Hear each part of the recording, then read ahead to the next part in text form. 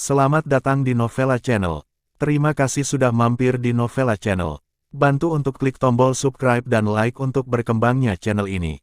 Dan jangan lupa untuk nyalakan loncengnya agar selalu mendapatkan notifikasi terbaru dari Novella Channel.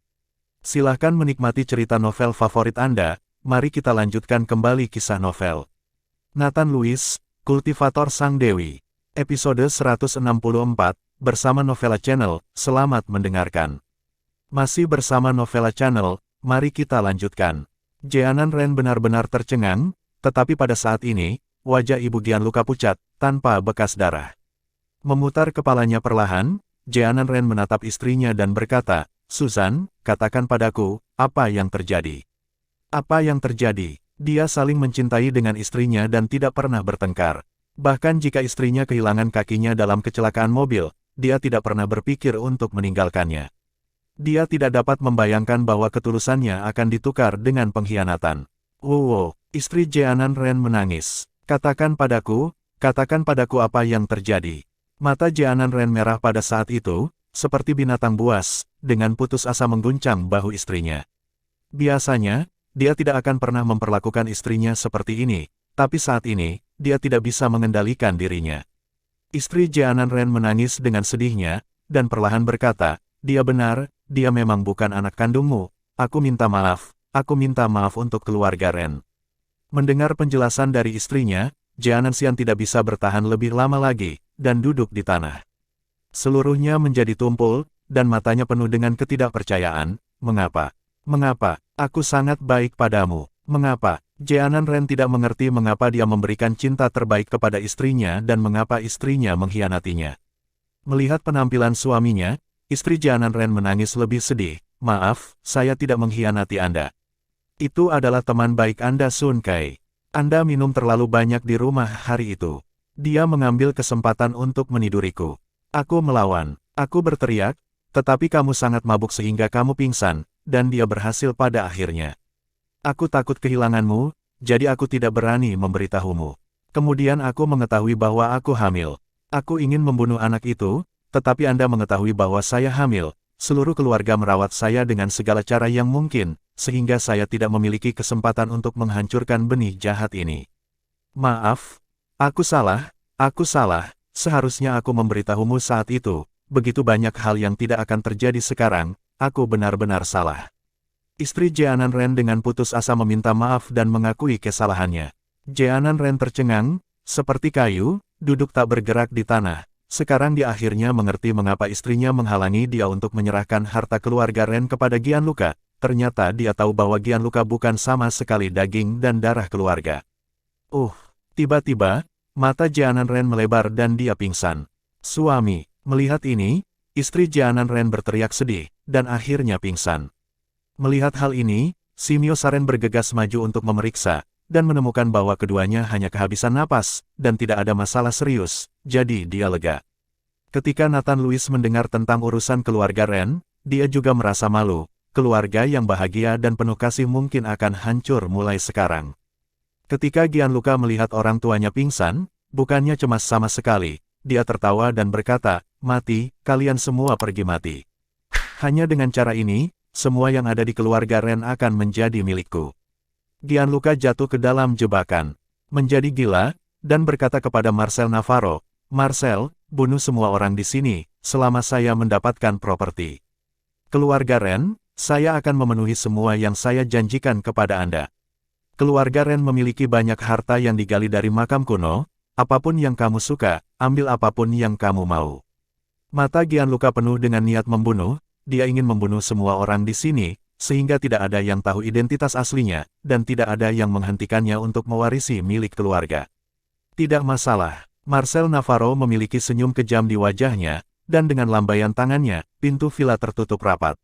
Melihat Marcel Navarro seperti itu, Nathan Lewis tersenyum ringan, "Apakah Anda yakin dapat membunuh kami?" Masih bersama Novella Channel, mari kita lanjutkan. "Haha, membunuh kalian seperti menghancurkan semut. Jangan mengira kamu bisa membunuh Morgan Cavier. Kamu tahu beberapa kultivasi, jadi kamu menyebut dirimu jenius dan memiliki kemampuan untuk bertarung. Di mataku, kamu dan yang lainnya hanyalah semut. Marcel Navarro tertawa, lalu mencubit tangannya terus-menerus, dan melihat serangkaian segel sihir meledak di udara, dan seluruh aula dipenuhi dengan kekuatan sihir yang tak terlihat. Satu demi satu hantu ganas juga menampakkan wajahnya. Segera, lingkaran sihir terkondensasi di aula yang terlihat dengan mata telanjang, dan belenggu berselang-seling, menghalangi jalan keluar. Ini adalah formasi naga yang terperangkap di aula Tiagra. Orang-orang yang terperangkap dalam formasi tidak akan pernah bisa melarikan diri, jadi kamu pasti mati. Marcel Navarro berteriak keras, dan melihat belenggu itu dinyalakan. Dalam sekejap, seluruh aula sangat panas. Kekuatan tak terlihat menyelimuti semua orang, dan roh jahat yang tak terhitung jumlahnya berkumpul, dan roh jahat ini terus memperkuat hantu-hantu itu. Tanah tujuh roh jahat memang sangat ampuh dalam membangkitkan hantu. Nathan Louis menghela nafas sambil melihat hantu ganas itu. Tuan Nathan, mari kita tahan dia, Anda menemukan cara untuk pergi. Tiago Levon dan Elodie Eden mengeluarkan senjata mereka dan berdiri di depan Nathan Louis dengan tegas. Abigail bersembunyi di belakang Nathan Louis, melihat Marcel Navarro yang merajalela, tiba-tiba melambaikan tangannya, dan serangga beracun seukuran jari kelingking menuju Marcel Navarro. Serangga beracun ini sangat beracun, selama mereka menyentuhnya, mereka akan diracuni dan mati. Abigail telah berada di desa Miao selama 20 tahun, dan dia sangat terbiasa menangani serangga beracun ini. Bas-bas, lusinan serangga beracun sedang menuju Marcel Navarro, selama dapat mendarat di Marcel Navarro, itu akan dianggap sukses. Huff, serangga beracun, kamu ingin menyakitiku juga. Marcel Navarro mendengus dingin, melambaikan tangannya dengan santai, dan tiba-tiba sebuah jaring besar muncul di depan Marcel Navarro, menghentikan serangga beracun itu dengan jaring besar itu.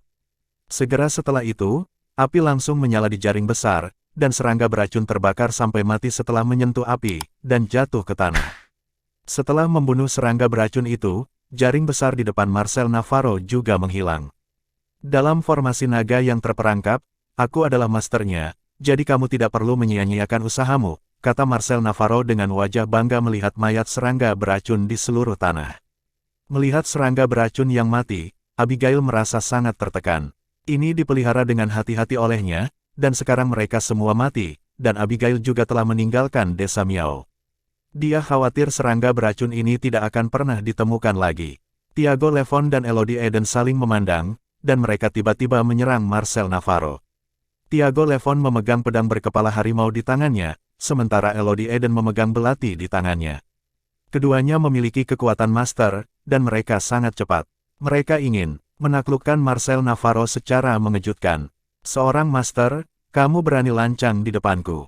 Marcel Navarro mendengus dingin, dan dengan lambaian tangannya, roh jahat yang tak terhitung jumlahnya langsung mengembun menjadi seutas tali, dan kemudian bergerak menuju Tiago Levon dan Elodie Eden.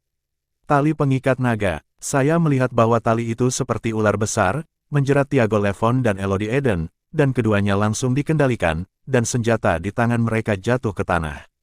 Tali itu semakin dekat dan dekat, Tiago Levon dan Elodie Eden hanya merasa bahwa mereka berjuang satu sama lain untuk sementara waktu, dan wajah mereka menjadi sangat pucat. Melihat ini, Nathan Louis mengubah jarinya menjadi pisau, dan seberkas cahaya keluar dari jari Nathan Louis, lalu memotong tali pada Tiago Levon dan Elodie Eden, dan keduanya melepaskan diri. Mundur, setelah menyelamatkan Tiago Levon dan Elodie Eden, kata Nathan Louis datar. Tiago Levon dan Elodie Eden tahu bahwa mereka berdua sama sekali bukan lawan Marcel Navarro, dan mereka bahkan tidak bisa menyentuhnya, jadi mereka hanya bisa mendengarkan kata-kata Nathan Louis dan mundur ke belakang Nathan Louis. Kamu sangat berbakat sehingga kamu bisa memotong tali pengikat nagaku. Mata Marcel Navarro sedikit menyipit, dan kemudian dia mencubit jarinya lagi untuk berkomunikasi dengan kekuatan langit dan bumi, menyebabkan roh jahat yang tak terhitung jumlahnya berkumpul terus-menerus. Ini adalah tanah tujuh roh jahat, dan roh jahat tidak ada habisnya. Terima kasih sudah mampir di Novela Channel. Bantu untuk klik tombol subscribe dan like-nya untuk berkembangnya channel ini. Novela Channel akan memberikan lebih banyak lagi cerita novel yang lainnya dalam versi audio.